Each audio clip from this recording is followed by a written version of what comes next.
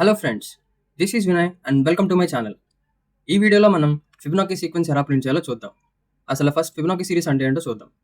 Fibonacci sequence is a sequence in which each number is the sum of 2 preceding once.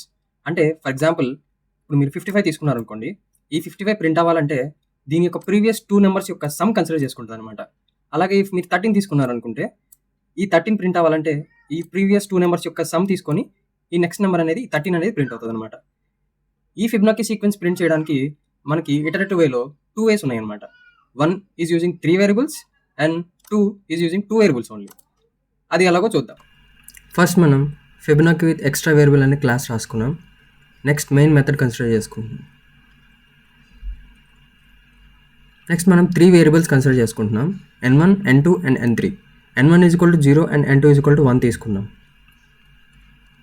And for example count అనేది 17 తీసుకుందాం.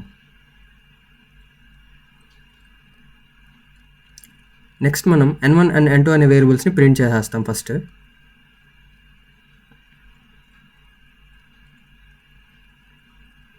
Next మనం for loop అనేది i is equal to 1 to count అన్న number వరకు iterate చేద్దాం.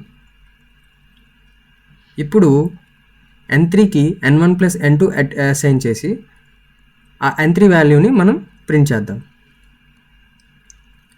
Next step ఏంటంటే n2ని n1కి and n3ని n2కి assign చేస్తున్నాం. Now let us run this.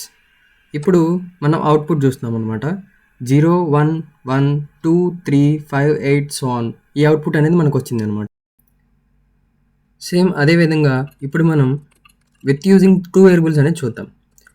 Same అలాగే మనం n1 is equal to 0 and n2 is equal to 1 అనేది కన్సిడర్ చేసుకుంటున్నాం. అండ్ n3 కన్సిడర్ చేసుకోము.